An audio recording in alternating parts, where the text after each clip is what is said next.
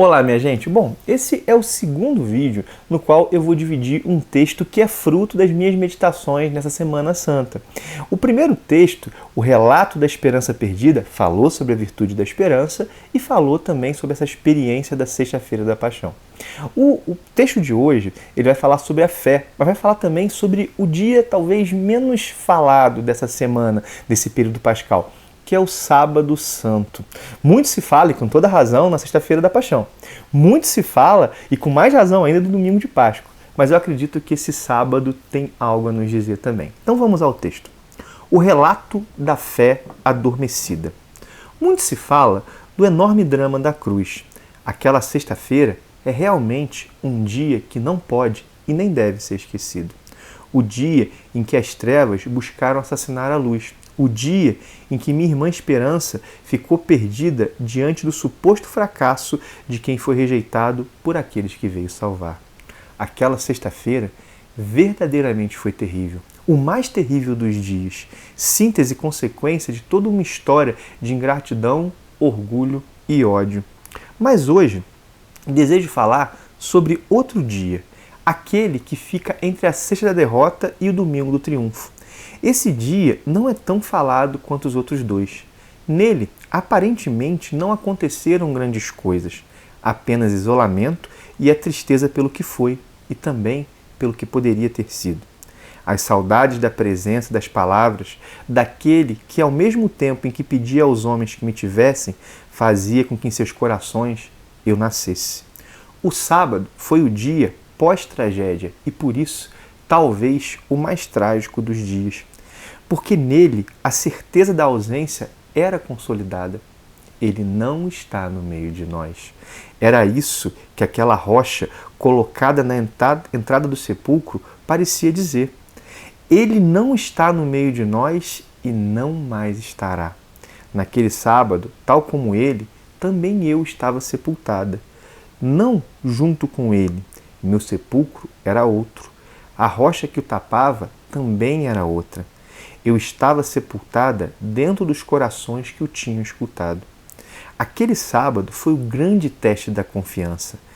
Ele havia anunciado o domingo, havia dito que a separação não seria definitiva, mas essas palavras eram esquecidas, ou quando lembradas, não eram acreditadas. Em coração após coração, eu era sepultada. Em alguns, a rocha era a decepção. Em outros, a insuportável tristeza. Havia ainda alguns onde surgia uma revolta amarga. Enfim, os caminhos do coração de cada um eram diferentes, mas em quase todos o resultado era o mesmo. Ele havia ficado no passado. Para alguns, esse passado, mesmo envolto de tristeza, era uma nostálgica época de alegria, o melhor dos tempos que infelizmente não voltaria mais. Para outros, se tornava uma época de engano, onde se deixaram levar por mais um falso Messias. Tanto nos corações de uns quanto de outros, eu arrefecia, como uma fogueira que se apagava após sobre ela jogarem uma enorme pedra. Mas em muitos eu não havia morrido. Sob o peso que carregavam, como brasas, eu ainda ardia. Por mais confusos que estivessem, por mais que não entendessem, por mais que eu não tivesse sequer o tamanho de um grão de mostarda, eu ainda estava lá. E lá permanecia porque a voz dele havia ressoado naqueles corações. E essa voz não é facilmente esquecida, ainda que seja facilmente abafada. Havia aqueles que ainda criam, que mesmo sem perceber, continuavam a acreditar. Neles eu estava adormecida, embora parecesse morta. Neles eu aguardava ansiosamente ser acordada por aquelas palavras: vem para fora. Naquele dia eu aprendi que não era apenas o sepulcro em que ele estava que precisava ser vencido. Aquele sepulcro seria vencido. Como não podia deixar de ser, eu confiava que seria vencido, mas existiam outros sepulcros a serem superados, outras rochas a serem roladas.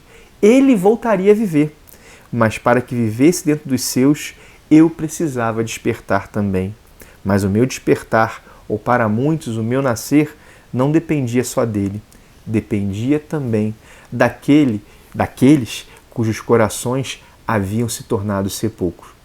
Por baixo de suas rochas eu sussurrava, neles eu era a voz dele, voz que dizia: levanta e anda, eu quero ser curado, vem e segue-me.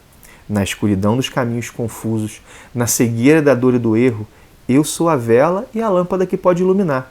E mesmo naqueles dias eu iluminava, porque uma fé adormecida ainda afeta aquele que a possui. Daqueles 3 dias, o sábado foi o que mais me marcou. Não é o mais chamativo, mas era nele que eu era mais necessária. Nenhum dos dias que viriam seriam como aquele sábado. Nenhum dos dias que viriam seriam como aquele sábado, mas muitos viveriam dias semelhantes a ele. O dia seguinte à derrota, onde a dor se consolida e a esperança parece perdida.